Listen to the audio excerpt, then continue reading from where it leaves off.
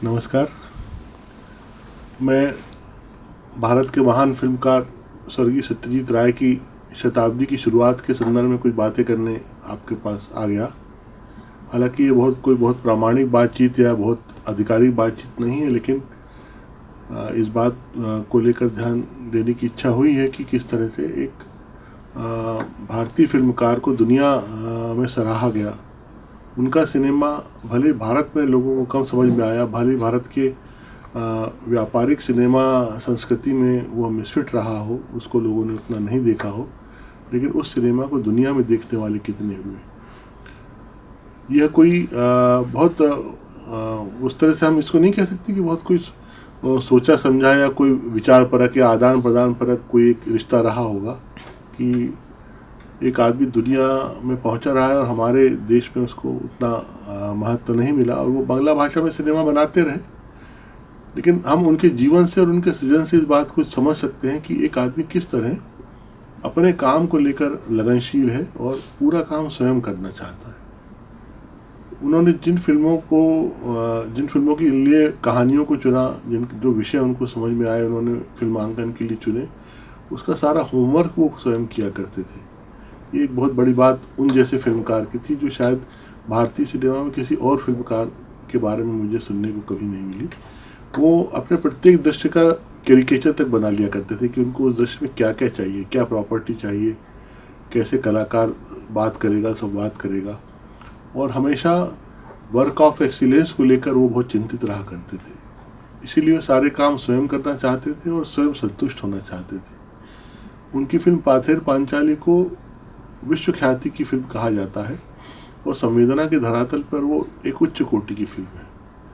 मुझे याद पड़ता है एक बार जब मैं श्याम बेनेगल जी का एक लंबा इंटरव्यू कर रहा था तो उन्होंने बताया था कि पाथेर पांचाली मेरे जीवन का सबसे श्रेष्ठ अनुभव रहा है, और वो फिल्मों में पाथेर पांचाली से प्रभावित होकर ही आए। उससे पहले श्याम बेनेगल विज्ञापन फिल्में बनाया करते थे और गंभीर सिनेमा बनाएंगे या 70 के दशक में जो सार्थक सिनेमा आंदोलन शुरू हुआ उसके कोई सिरमौर बन जाएंगे, ऐसा उन्होंने शायद स्वयं भी ना सोचा होगा।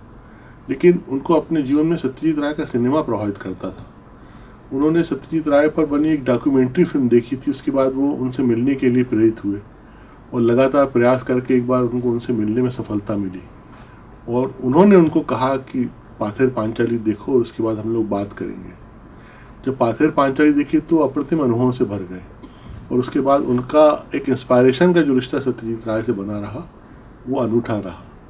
सत्यजीत राय की फिल्मोग्राफी बहुत बड़ी है। उन्होंने पाथेर पांचाली, अप्पू ट्रायोलॉजी, अपूर्व संसार, अपराजितो, बहुत सारी फिल्में बनाई। हमें भारतीय दर्शकों को, खासतौर से हिंदी दर्शक, उनको अगर इस तरह से जानेंगे तो 2 फिल्मों के माध्यम से जान सकते हैं, एक सदगति और एक शतरंज के खिलाड़ी। दोनों फिल्में प्रेमचंद की कहानी पर आधारित हैं। सदगति के साथ ये है कि उन्होंने दूरदर्शन के लिए उस फिल्म को बनाया था। वो एक छोटी सी कहानी थी और उस पर बहुत बड़ी फिल्म बन नहीं सकती थी, लेकिन 40 मिनट की उन्होंने वो फिल्म अविभाजित मध्य प्रदेश में बस्तर में जाकर बनाई, जिसमें ओमपुरी, स्मिता पाटिल, डॉक्टर मोहन अगाशे जैसे कलाकारों ने काम किया। वो अपने आप में बहुत यादगार फिल्म है और अगर इस पूरे खाली समय में आप देखना चाहें तो आपको आसानी से यूट्यूब पे मिल सकती है। प्रेमचंद की कहानी पर इतनी शाश्वत फिल्म आपको देखना शायद पहला अनुभव ही होगा अगर आपने पूर्व से नहीं देखी हो।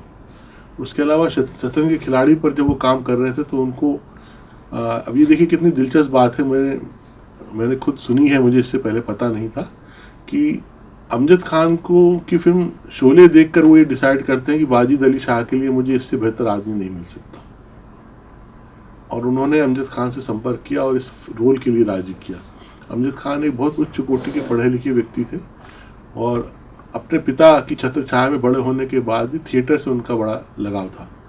उनका एक आरंभिक नाटक चुन चुन करती आई चिड़िया, इस नाटक को लेकर वो पूरे देश भर में जाया करते थे।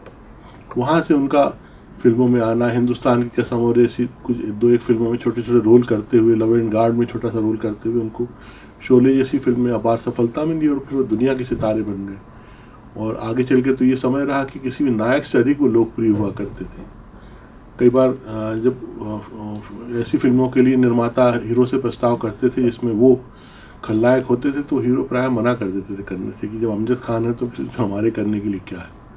लेकिन अमजद खान इतने गुणी कलाकार थे और उन्होंने वाजिद अली शाह के किरदार को उसी जीनियसनेस के साथ निभाया भी।